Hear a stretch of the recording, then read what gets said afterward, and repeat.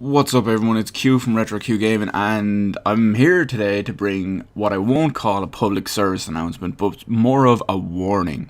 So, the reason for this warning is, if you live in the UK, which would be Northern Ireland, Scotland, Wales, or England, because Sony rightfully doesn't include Ireland as part of the UK, but some places do, which is why I listed it all separately.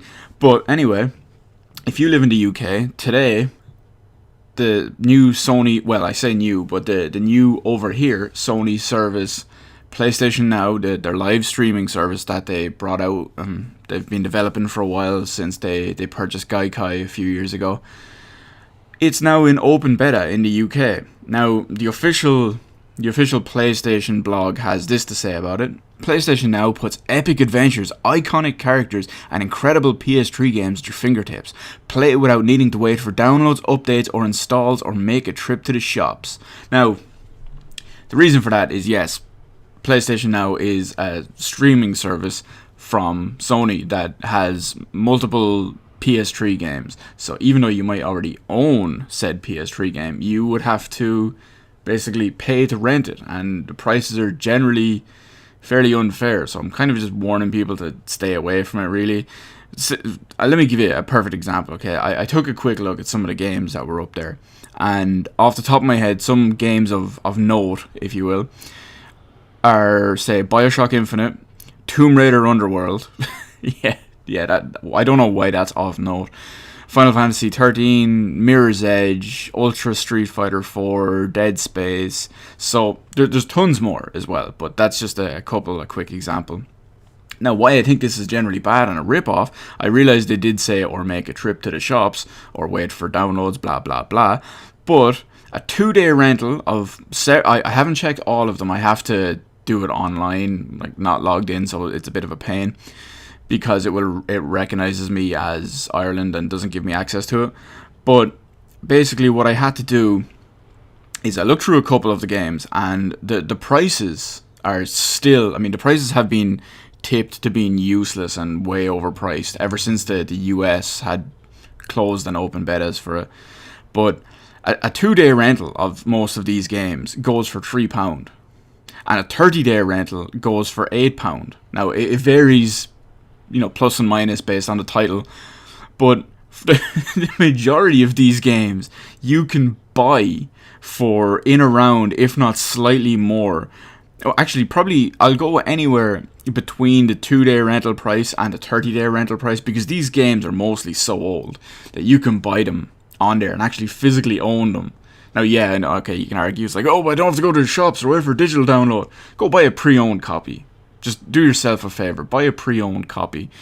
It's arguably the same price or less than they're going to charge you for a fucking rental of this. Now, places have done analysis of it. Depending on your internet connection, performance varies, and of course the main thing is that the quality will never be as good as the actual quality you would play it right off the disc for, and it's internet connection dependent. So if everyone in your house is, I don't know, streaming Netflix or whatever they're doing and it's hogging up your internet, you're going to have a bad time. So other than that, that's covered anyway. The PlayStation Now service is in open beta in the UK on a select number of Sony products, including several Sony Bravia TVs. I'll have the list all down below because I'm not going to read them all out, because I'll just sound like a clown reading out all these model numbers.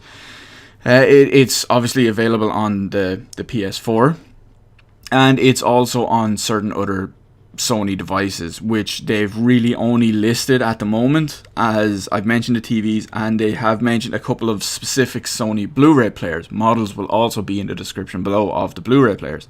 So that's pretty much it. Other than that, all you need is a Sony Entertainment Network account, aka a PlayStation account, which chances are, if you're watching this or have any interest in PlayStation Now, you already have. So that's shouldn't be an issue anyway. An accepted method of payment, which would be like credit card or PayPal, or I'm not sure if the PlayStation Network time cards, or not time cards, PlayStation Network credit, credit redemption vouchers would apply for this kind of thing. They probably would be. You can usually buy subscriptions through the PlayStation Network for them. And either a PS3 or PS4 DualShock 3 or DualShock 4 controller. I don't know why I didn't just say a DualShock 3 or DualShock 4. And of course, a decent internet connection. That goes without saying, given the fact that it's a streaming service. So that's pretty much it. I'm going to throw it out there that you should really avoid this service. Oh, one other thing I forgot to add to it is they only have rentals available at the moment. They have promised a subscription-based service down the line, which might be slightly better value. It's Sony, so probably not likely, but we'll see anyway. But for the moment, just don't bother, please. Just, it's not only to send a message. I know people will probably hear this and think, oh, he just wants to send a message. But okay, it's like 10%. We want to send a message that you can't just leave out backwards compatibility and charge us poor rates extra for games we probably already own.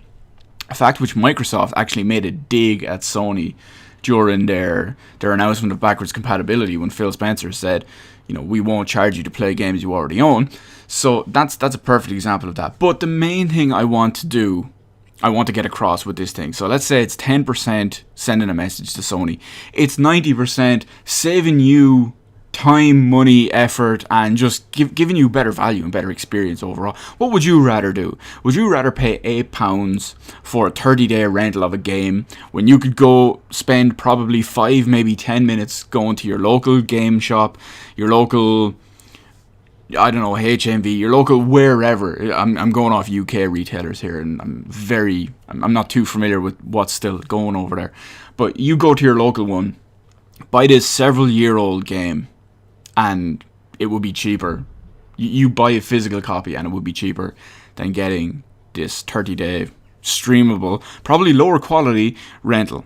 So that's it. Now I know some people will argue it's like, oh, it's the convenience of it. I mean, okay, if you want to use it maybe one time to try out a game, go ahead, but don't use this as, and of course there is the other fact that it doesn't work on PS3. So some people may have got rid of their PS3 to get a PS4. Some people may never had a PS3 and they have a PS4, or some people don't want to set their PS3 back up. Okay,